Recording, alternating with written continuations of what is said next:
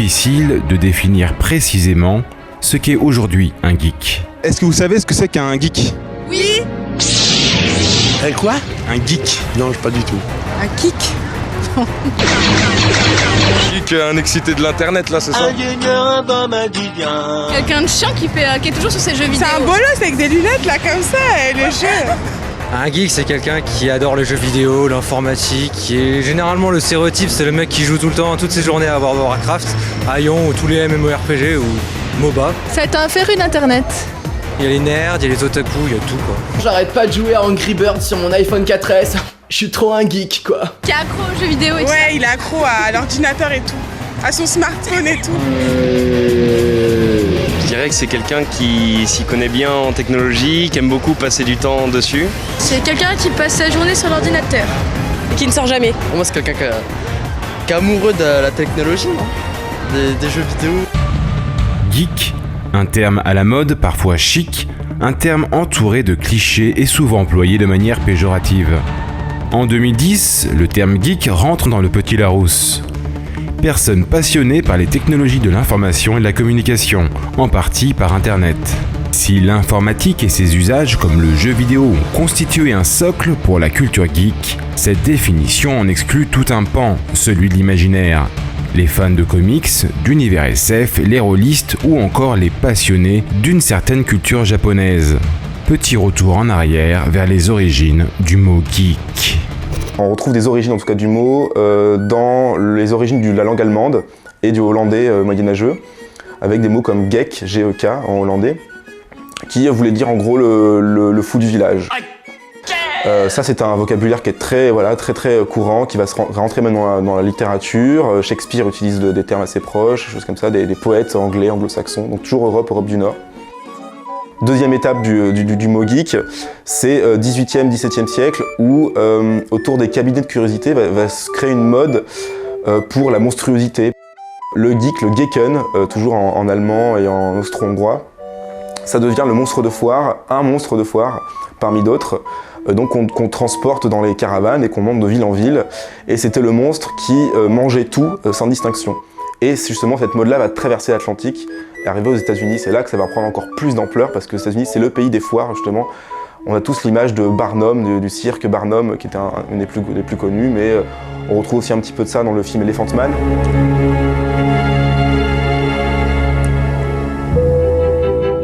Il y a l'aspect de manger tout, donc c'est quelqu'un qui va dévorer ce qu'il aime et aller au plus loin de ce qu'il aime. Donc ça c'est une métaphore finalement de la nourriture, mais qui devient une métaphore culturelle qu'on retrouve. Et donc puis c'est aussi une insulte argotique, donc après les insultes se transforment au fil des temps.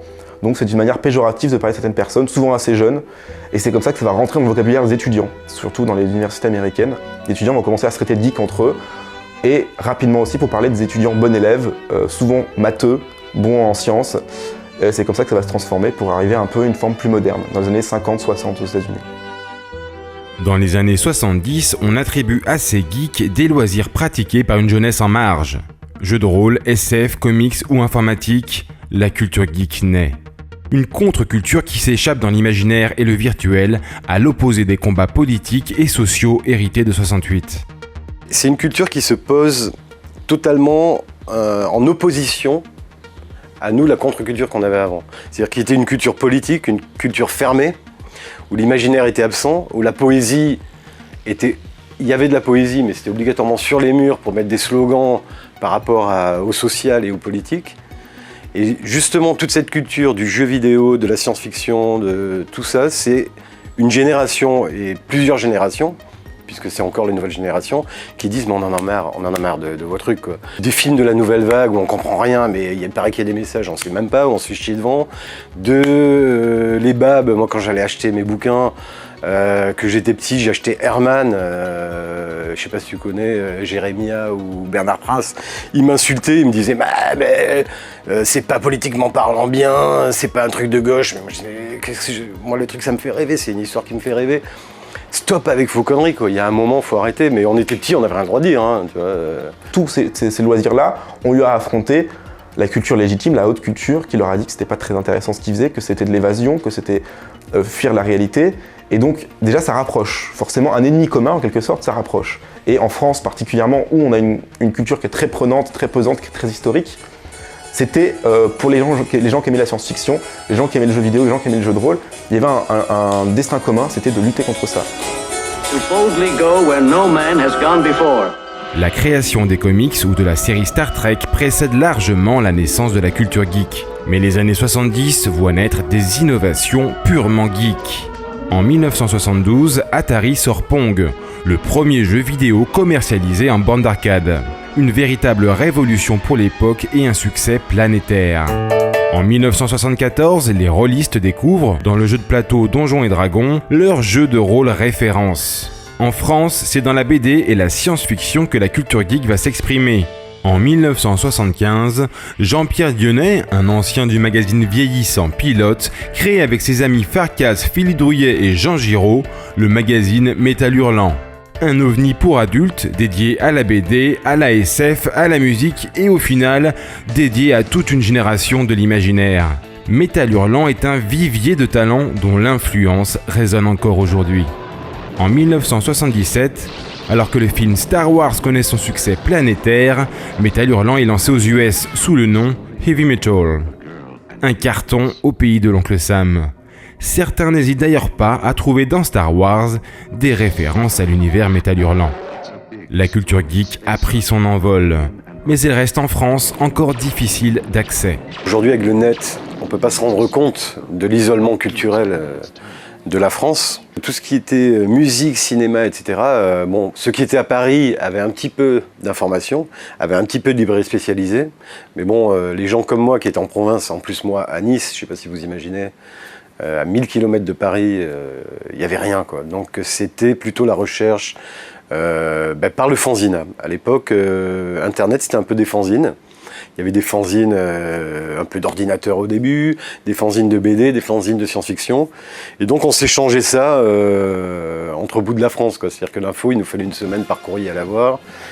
Et dans les fanzines, il y avait plein d'adresses avec des trucs à commander, etc.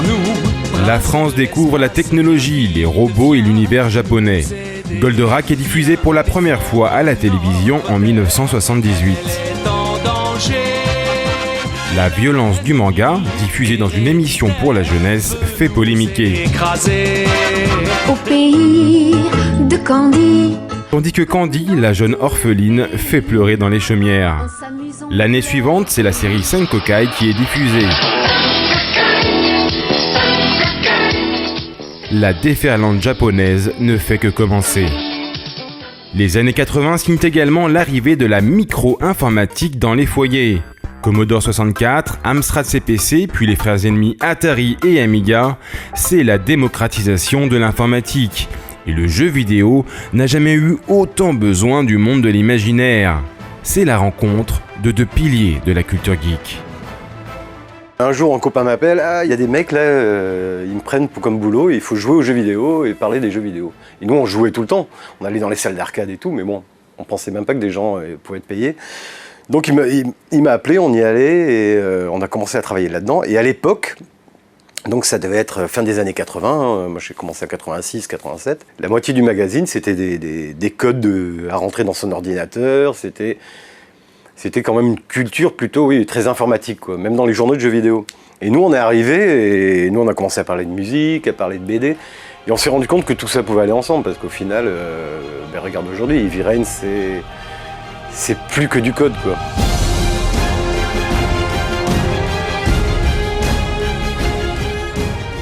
On sait très bien, on a des écrits de l'époque où que les informaticiens, les premiers informaticiens adoraient la science-fiction, adoraient l'imaginaire, lisaient déjà Tolkien, pratiquaient le jeu de rôle, et que ça a influencé l'informatique, et qu'en retour, l'informatique a influencé ces pratiques-là, où on va commencer à mettre de la statistique dans le jeu vidéo, la statistique dans le jeu de rôle, on va de plus en plus calculer la manière dont on joue. Donc voilà, tout ça est lié, on va créer des livres dont vous êtes le héros, où tout est lié sur justement des arborescences. Donc les deux côtés, les deux pôles de la culture geek, le côté informatique, le côté fictionnel, vont se réunir sur la question de comment simuler des mondes imaginaires.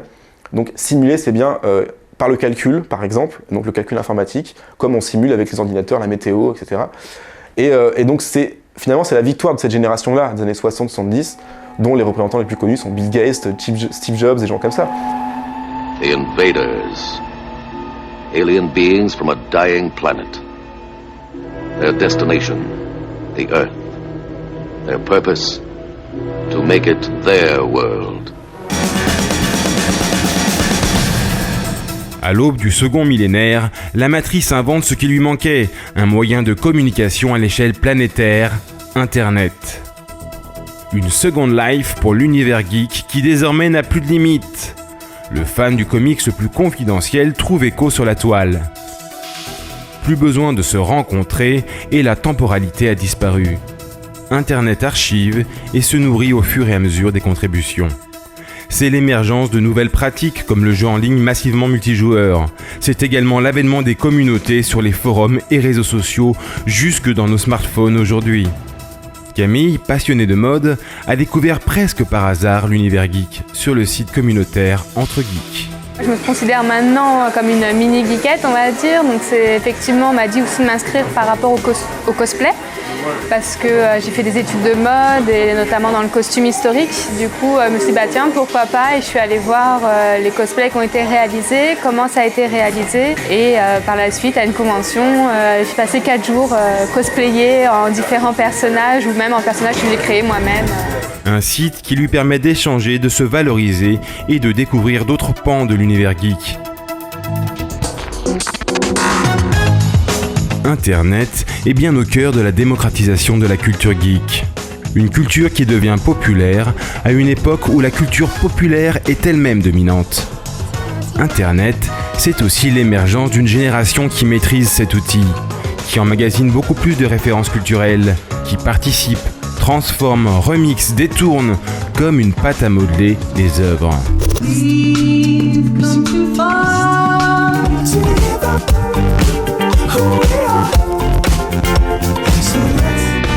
Si l'on rajoute à cela la multiplication des écrans et des supports, on ne parle plus d'œuvres, mais d'univers.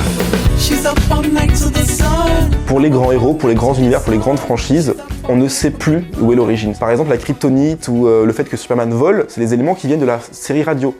Pas du tout du comics. Au début, dans les comics, il n'y avait pas de kryptonite et Superman, il volait pas, il sautait. Mais finalement, on ne sait plus d'où vient tel élément de Batman, tel élément de Superman, tel élément de Walking Dead. On sait qu'il y a un univers derrière et on aime se plonger dedans, quel que soit le support. Et donc ce côté, on oublie la matérialité du support quelque part pour aller uniquement vers l'univers, quel que soit son lieu. C'est quelque chose qui est très ancien et finalement, qui est assez ancien, mais qui est démocratisé vraiment aujourd'hui, qui prend de la place et qui fait qu'on n'arrive plus à saisir l'origine. Et quand on n'arrive plus à saisir, l'univers est beaucoup plus fort.